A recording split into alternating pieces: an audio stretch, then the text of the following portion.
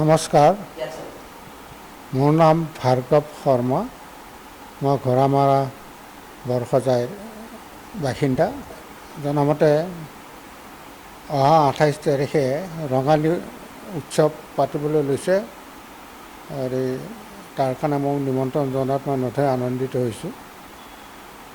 এইটো খুব ভাল কথা।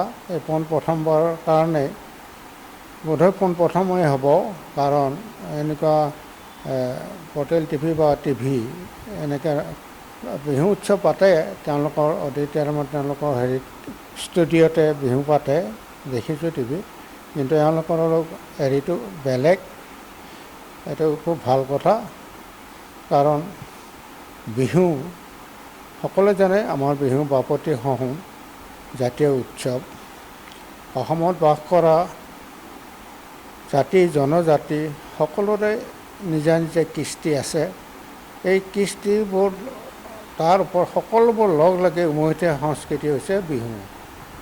বিহুটো কোনো জাতি বৰ্ণ ভেদাভেদ নাই, জাতি বৰ্ণ নিৰ্বিশেষেই আমাৰ উমৈহতীয়া বিহু আৰু আমাৰ বাপতিসাহোন। আৰু বিহুটি নেপাতিলে যেন আমাৰ কিবা আধৰুৱা আধৰুৱা লাগে।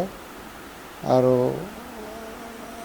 এইটো তেওঁলোকে উদ্যোগ লোৱাৰ কাৰণে মই নথৈ আনন্দিত হৈছোঁ।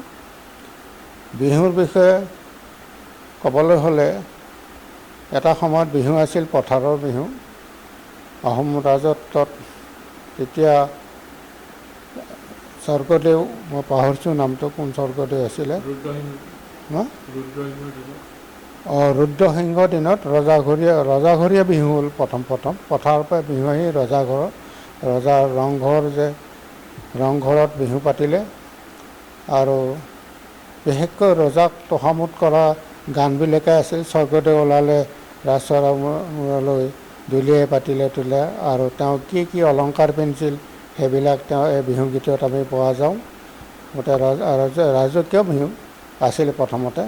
তাৰপিছত এনেকৈ প্ৰচাৰ হ'ল, আৰু এটা সময়ত আমাৰ কেইজনমান স্বনামধন্য ব্যক্তিয়ে এই পথাৰৰ বিহুটো, ৰজাৰ বিহুটো আমাৰ মঞ্চত উপবিষ্ট কৰিবলৈ চেষ্টা কৰিছিলে।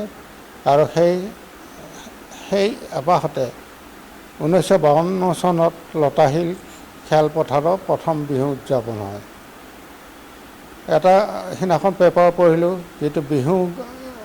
যিটো জাতীয় সংগীত, যিটো বিহু পতাকা উত্তোলন গীত, সেই গীতটো কোনে লিখিব এই বিষয়ে বহুত আলোচনা কৰোঁতে শেষত স্বনামধন্য গীতিকাৰ পুৰুষোত্তম দাসক দায়িত্ব দিয়া হ'ল। তেওঁ গীতটি যেতিয়া লিখিবলৈ কোৱাত তেওঁ কৈছে বোলে, মই গীতটি লিখিম, কিন্তু মোৰ ওচৰলৈ কোনো আহিব নাই, মই দৰ্জাখন মাৰি লিখিম গীতটো। তাৰপিছত লতাশিলৰ কাৰ্যকৰ্তাসকলে আৰু বাহিৰত ৰৈ আছে, আৰু কি কৰিব, গীতটো নাহে নাই। ৰাতি 10-11 বাজি গ'ল। তাৰপিছত 11:30 মানত দৰ্জা খুলিছে, গীত তেওঁ কৈছিলে হ'ল। তাৰপিছত আৰু সকলোকে গাই শুনালে, শ্ৰীময়ী অসমী শীতল বুকুত উঠে উৎসৱৰ মধুৰ বৰণ, জাগে গম্ভীৰ গিৰিবৰ, এনেকৈ গীতটো গাই শুনালে। আৰু সেইটোৱেই এতিয়া মহান গীত হ'ল। আৰু সেই গীতটি আমাৰ বিহুৰ পতাকা উত্তোলনৰ এটা জাতীয় গীত হৈছে, আৰু সেই গীতটো সকলোৱে আমি গাই আহিছোঁ। এতিয়া বিহু পাতিছে উদ্যোক্তাসকলে, হয়, ল'ৰা ছোৱালীৰ মাজতো বিহুনো কি সেইটো জানিব, আজি নৱপ্ৰজন্মই জানিব লাগে। কিন্তু বৰ ভাল কথা যে আজিকালি কৰ্মশালা হৈছে। কৰ্মশালাত অকণমান শিশুৰ পৰা আদি কৰি সকলোৱে এই বিহু নাচটো শিকে আৰু শিকাইছে তেওঁলোকক হয়তো কি বস্তুটো এই সৰু ল'ৰা ছোৱালীবোৰ বুজি নাপায়, কিন্তু তেওঁলোকে জানে যে এইটো আমাৰ উৎসৱ, আৰু আমি বিহু উৎসৱত নাচিব লাগিব, গাব লাগিব। গতিকে ধৰক এইটো বৰ ভাল কথা হৈছে। পথাৰত যিটো বিহু পাতিব, বোধহয় এনেকুৱা নাচনি আহিব, ঢুলীয়া আহিব, পেঁপা বজোৱা আহিব মানুহ, আৰু ৰাইজো আহিব বোধহয়। গতিকে মোৰ ফালৰ পৰা মই তেওঁলোকক অশেষ ধন্যবাদ দিছোঁ আৰু শলাগ লৈছোঁ। আৰু হেৰি কি বুলি কয়, এতিয়া বিহুৰ বিষয়ে হয়তো মই ক'বলৈ গ'লে বহুত দীঘলীয়া বক্তৃতা হ'ব, কাৰণ ইমান সময় নাই, চমুকৈ মোক ক'ব দিছে। গতিকে বিহু ৰাইজে এতিয়া জনা হৈছেই বিহুনো কি। বিহু বহুত অৰ্থ আছে, বিহু শব্দটোৰ অৰ্থ বহুত আছে। গতিকে ধৰক কিছুমান পণ্ডিতৰ মতে বেলেগ, কিছুমান পণ্ডিতৰ মতে আকৌ বেলেগ। আহোমসকলৰ বিহুটো আহোম শব্দ বুলি কয়, টাই ভাষাৰ শব্দ বুলি কয়, আৰু কিছুমানে কয় এইটো হেৰি কি বুলি কয় মংগোলীয় গোষ্ঠীৰ এটা শব্দ, তেওঁলোকৰ ভাষাৰ। গতিকে এতিয়াও এই নামটো এতিয়াও স্থিৰ হোৱা নাই, ক'ৰ পৰা কেনেকৈ আহিল বিহুটো, বিহু শব্দটো এতিয়াও আমি ভালকৈ জানিব পৰা হোৱা নাই। তথাপিও বিহু আমাৰ এতিয়া অসমৰ জাতীয় উৎসৱ, বাপতিসাহোন, এইটো সকলোৱে জানে। আৰু বিহু বুলিলে সকলোৰে গা মন কিবা হেৰি হৈ যায়, উতলা হয়। কাৰণ চ'তৰ যেতিয়া ফাগুনৰ উৰুঙা বতাহে যেতিয়া ধূলি বাঢ়ি ওলাই, হেৰি বতাহ বৰষুণ আহে, বৰদৈচিলা আহে, তেতিয়াই জানিলে যে আহিল আৰু। বৰদৈচিলা অহা মানে বিহু আহি গ'ল। তাৰপিছতে বিহুত সকলোৱে উৎসৱ কৰে। আৰু ধৰক আৰু এটা কথা, চ'তৰ বিহুত আমি ধৰক গৰু গা ধোৱাওঁ, গৰু বিহু বুলি কয়।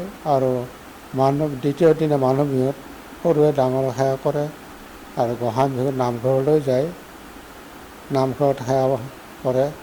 গতিকে এটা অসমীয়া জাতিৰ এটা এটা চলি অহা, অতীজৰ পৰা চলি অহা, আৰু এইটো বিহুটো সংস্কৰণ হৈ, অতীতৰ বিহু ধৰ পথাৰত যিটো বিহু, যিটো সংস্কৰণ হৈ এতিয়া আমাৰ মঞ্চত আহি উপৱিষ্ট হৈছে, আৰু সকলোৱে বিহু উপভোগ কৰে। আৰু বেছি নকওঁ নেকি মই আৰু, কাৰণ